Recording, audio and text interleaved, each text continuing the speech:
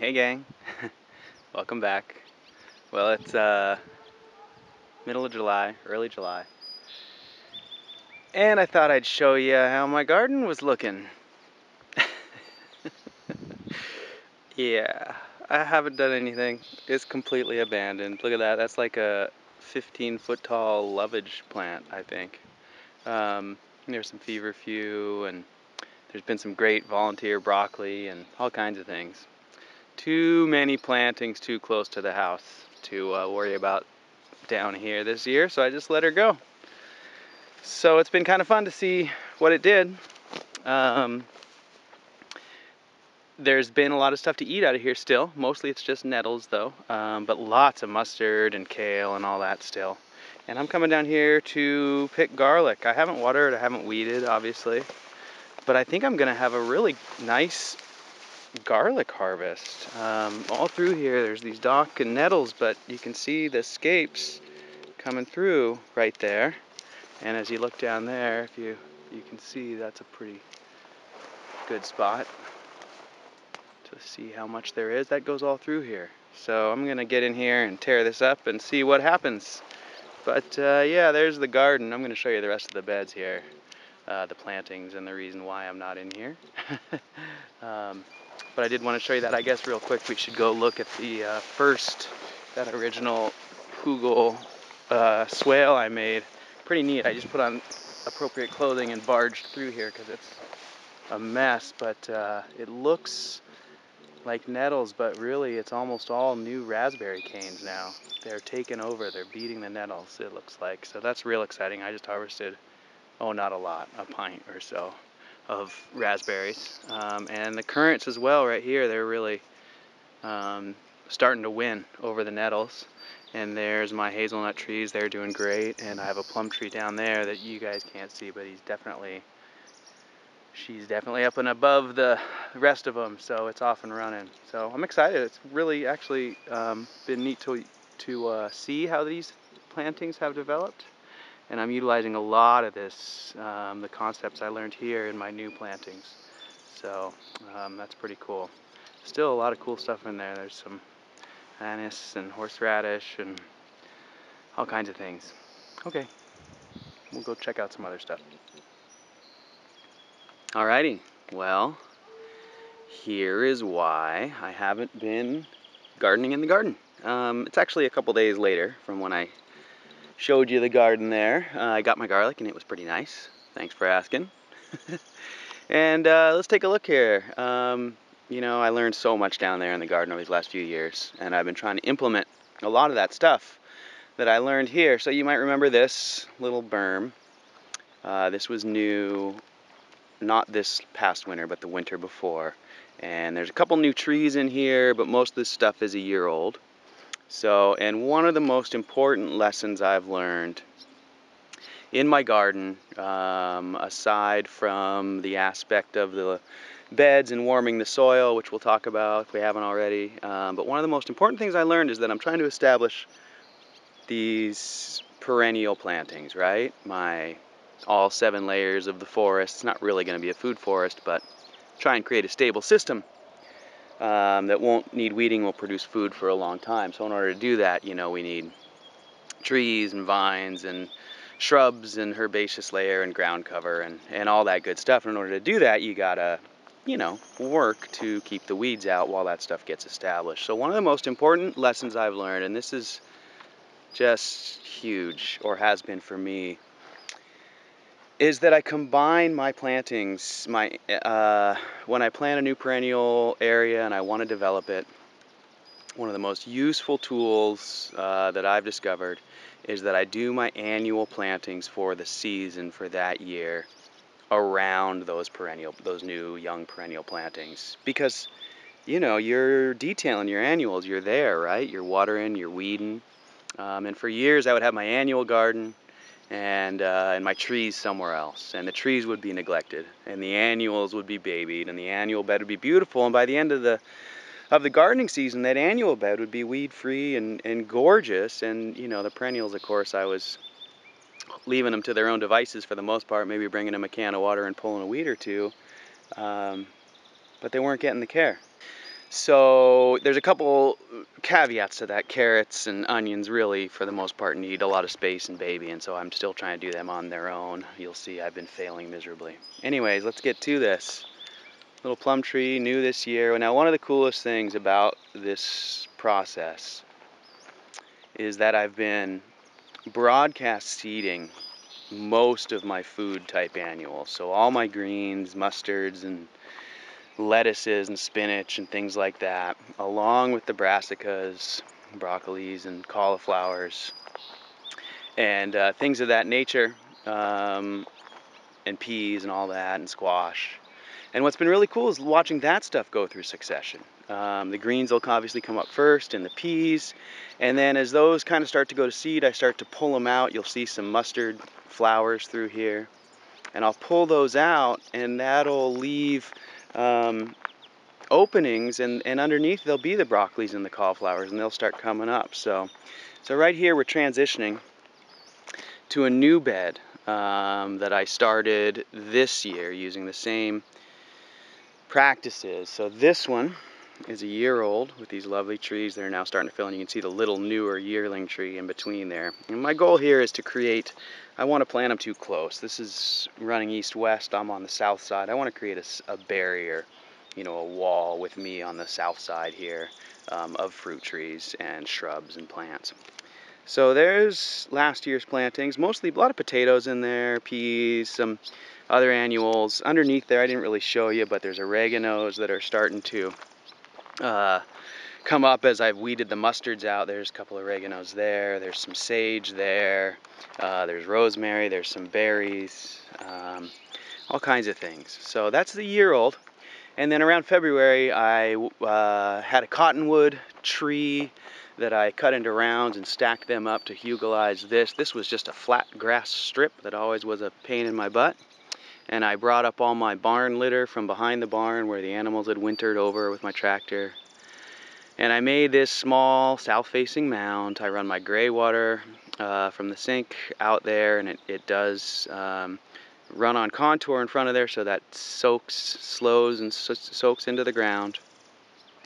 And what a huge success. It's just been phenomenal. So this is a sort of a nursery bed for me. It's really in my zone 1, close to my house. So I did purchase some new plants for me that I've now been propagating. I got some good softwood cuttings a couple weeks ago, and we'll take a look at those, and I'm going to use those throughout the property, but for now they're kind of packed in here. So these are plum trees from my favorite Mirabella plum. Those are suckers that I whacked off of some of the roots of my Mirabella. There's 1, 2, 3. They're taking off. They're doing great.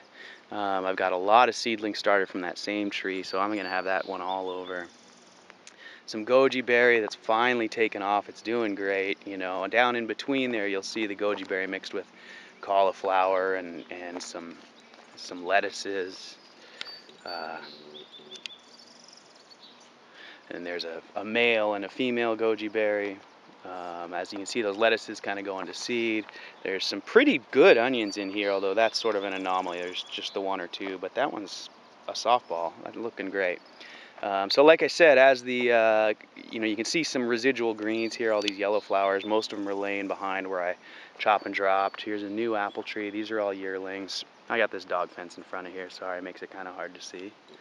But the broccolis here are doing great. They're coming up. There's still some arugula flowers, some greens. Now underneath here, what's going to be hard to see is I do have grapes. There's one starting there. There's another one there. Grapes coming up, so they'll be able to take over. But you know, you can see the broccoli heading up there. There's a purple one right back there that's really gorgeous. And I'm really pleased with this. So as I pull these broccolis out, they make room for these trees and the grapes, and there's strawberries down low, and there are some vining plants in here as well. Oh, the grapes. So yeah, there's another tree with some broccoli all around it. So when I pull that out, you can see it's going to have plenty of room, plenty of space, some Asian pears and plums.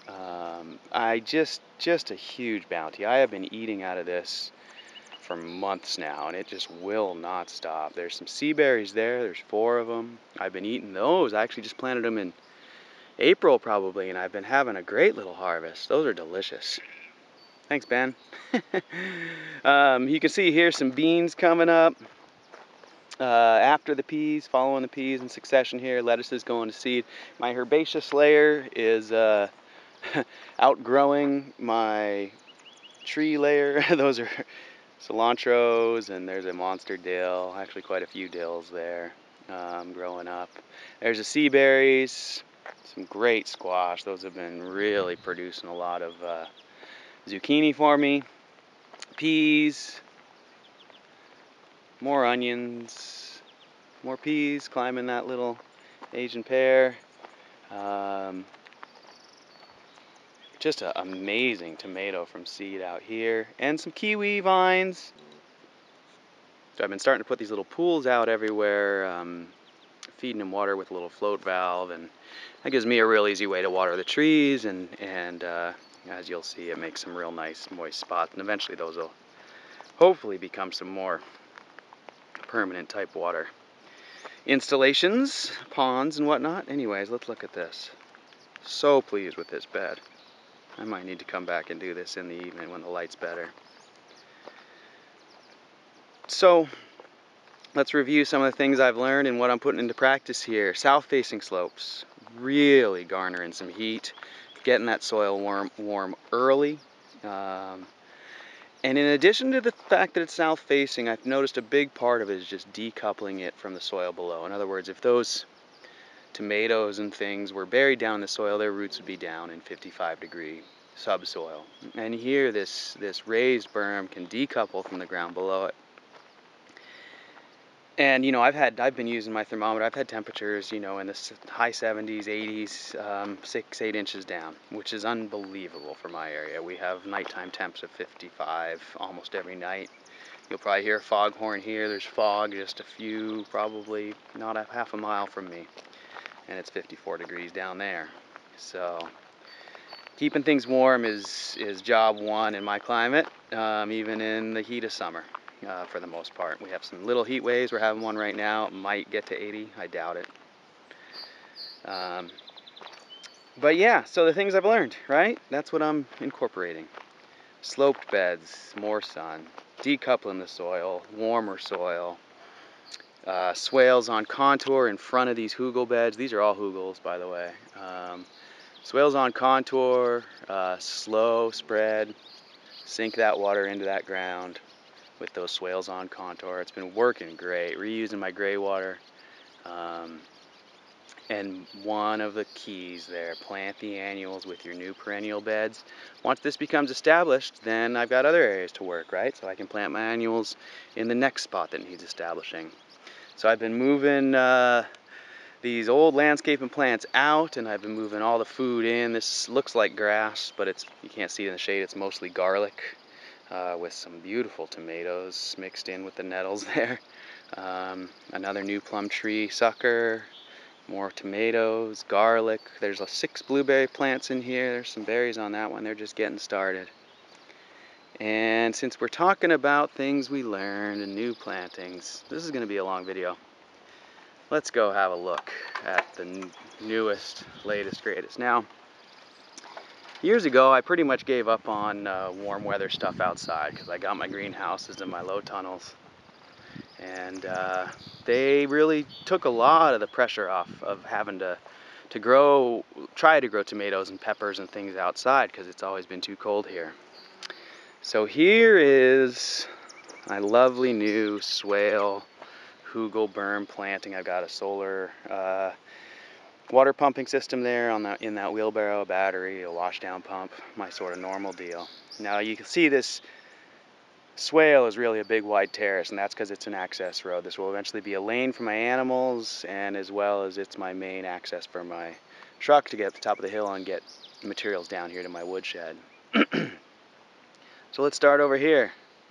Alright, well, I'm trying some rice. I've got some in the greenhouse that I started all of these from seed.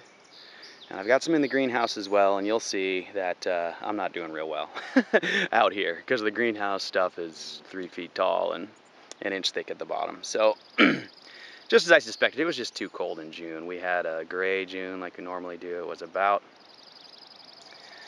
probably 55 average or so, and I just dug these ones up out of that sunken bed and put them in these little pools, thinking the same thing. I got to decouple their roots from that cold subsoil, and it is. Those ones have only been transplanted like 3 or 4 days. Those ones about a week, and they're showing a lot of improvement over those there. So low spot here, water from behind the house that I've had issues with forever. Can now come out here and make it out along these berms, feed these berms. These berms are all hugeled, and I just cover cropped them with buckwheat, Japanese turnips, kohlrabi, daikon, regular radish, all kinds of greens, cabbages, broccolis, everything I did down below, but not quite as much focus on the edible greens, since I was really thick into them down there at the time when I did this, and I still am. So warm as anything here. We got apricots, we got nectarines, plums, pears, apples. So many pollinators in this buckwheat. This has just been such an amazing success. Can you see those butterflies there? You probably can't, but they're all over the place. And one of the most amazing things, I've been focusing on the greenhouse for my warm stuff. Like I said, I did start some tomato seeds and pepper seeds in there early, and then I didn't have any room for them because the greenhouse was all established. So I just put them out here. Never have I been able to grow tomatoes outside. I've always needed cover. And lo and behold, mixed in as a polyculture in these beds with this apricot, I think it is. No, it's a peach. With this peach tree mixed in here, these tomatoes from seed. I gotta push the kohlrabi out of the way, and then I can show you that from seed here we've got fruit that's already, I would cup that in my hand. So unbelievable warmth being garnered here, unbelievable fertility from this polyculture. You can see radish seeds and fava beans and buckwheat and all these things growing up tall, bringing moisture to the soil, protecting from wind, garnering heat. I can't even believe the success I'm having here. I've never been able to grow tomatoes. It's not even August. Never been able to grow tomatoes outside. It's not even August. And look at these tomato plants. I don't know if you can see that, but that is just amazing for me. Plums and all those pollinators.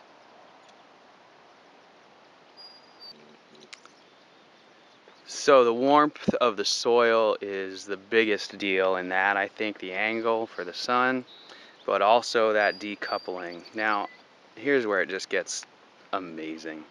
As you can see, I've got this berm running all the way down here. It's completely planted. Again, all the trees, plums, apples, pears, peaches, nectarines, so on and so forth. And all these polyculture, broadcast sown, some annuals, some perennials. There's some oregano there. There's lots of berries in here that you're going to have a hard time seeing, and more grapes. One of the biggest successes for cover crops for me this year, if anyone doesn't know about these Japanese turnips, man, they are just phenomenal in our climate here. And they grow they make a great edible root crop. And when you pull them, here's a great example. Here's a little apple tree. You can't really see it. There he is. All these greens. Boy, this is really going to be hard to see on this camera, but right in there, there's an area that's starting to encroach on this tree. Here's another one. And so I'll just come in here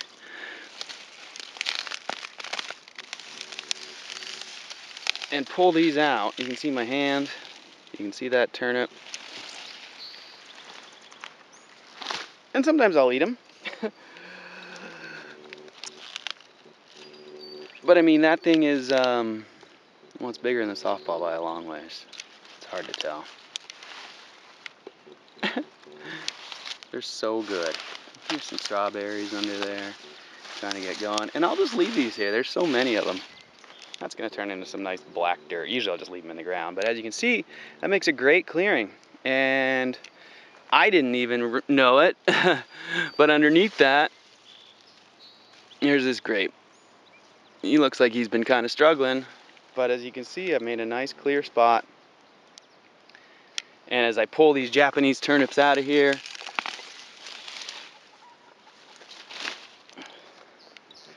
we get a grape that now, and these buckwheats, you can see that we've got, oh, and look at those beans coming in, growing on the buckwheat. Those are gonna be some kind of pole bean. And now you can see what a nice clear spot I've got. Weed free, and that grape will just thrive. Now in this bed, I was talking about heat, garnering heat. I was talking about things I've had trouble growing before. Tomatoes, tomatillos, peppers. Well, look at these tomatoes. I don't know if you can see them in here, but here's a fruit tree, and here's a tomatillo. Can you see that? That is unreal. I have never been able to grow these outside without protection. And this plant is just enormous. There's a tomato behind it. What a bounty. I have so much food here. I haven't been working hard at all up here, barely doing anything. I'll come through these spots and I'll kind of pull those turnips. And as you start to clear them out, you'll get these real beautiful clear polycultures with a tomato, with a grape coming up through it here. So as this tomato goes away, that grape will take over come fall. A peach tree, another tomatillo, a big cabbage, lots of those turnips back in there. It's amazing. I mean, I have so much food. Not quite August, I shouldn't even really be seeing much fruit outside, but there's another tomato that I could cup in my hand. Really incredible. Blueberries, and out here it gets a little wilder. Raspberries, tayberries, service berries. It's just such an incredible bounty. So cover crops, real success is buckwheat. That's what all this white flour is here in front of me. Fava beans always do well here. Japanese turnips, amazing. Daikons doing pretty well in there. Regular radish. So what a lovely area this is creating. Still thin and sparse here with grass. Eventually I'll get the animal fencing right down there and make a lane here so they can eat right up to that berm. And I can move their nutrients right into the foot of the berm where I put all my weeds and other things I want to break down. But I cannot believe that I've been doing it wrong for so many years. I have more food than I've ever had. I'm working way less, and I can just see already the writing on the wall with regards to these perennial food crops, you know. And these are just cover crops, and I'll come out here and I'll just, you know, gorge myself, right, on peas and turnips, and soon it'll be grapes and berries. Well, let's go have a look at the greenhouse. I'll show you where it is. It's right down there. Go walk down there.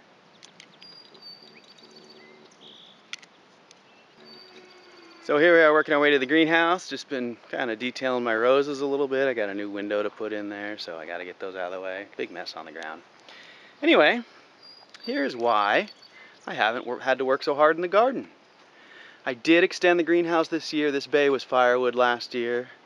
Did my standard deal. I really love doing this. It's just cob down there. Rocks, you can't see them. Rock footing, cob, up to the windows, which I hang down. Oh, it works so great. Free, totally free. Goes together pretty quick. And I got a little trombe wall for thermal mass. Let's have a look and see what's going on in here. I think you guys are going to like this.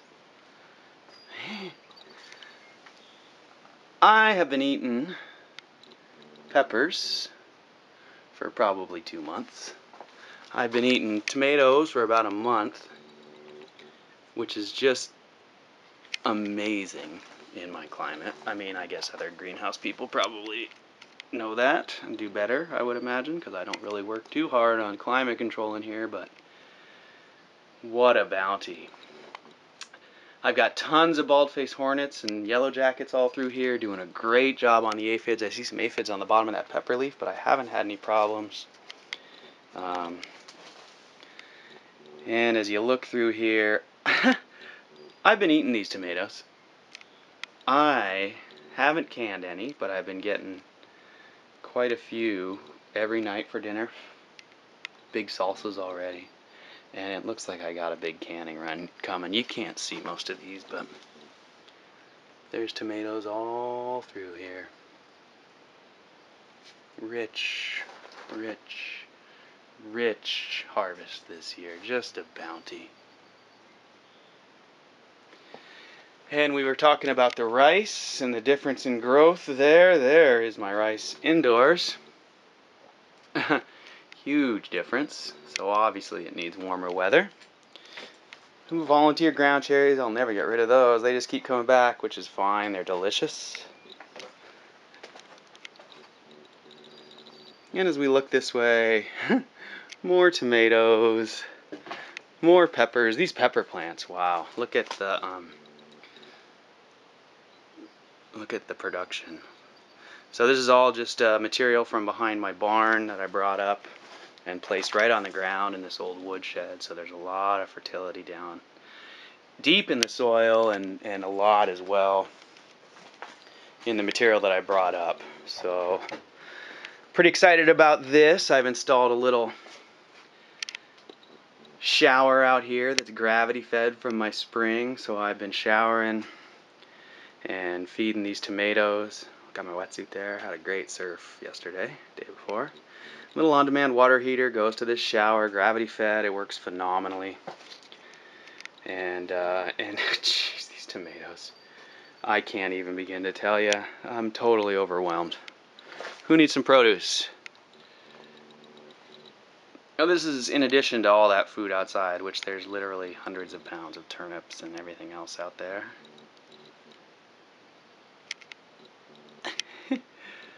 It's just silly.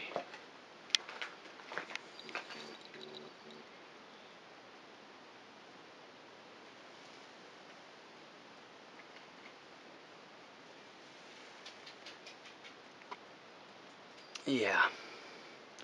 So I'm pretty pleased. My gardening season is just an incredible success this year. I'm spending very little time dealing with it. Almost no digging. I don't even think I picked up my shovel, which is sad. I love my shovel. And I got lemons and limes and more tomatoes and peppers. So there you go. There's the updates. New earthworks this year. Really exciting. Bigger greenhouse, better techniques. Yeah.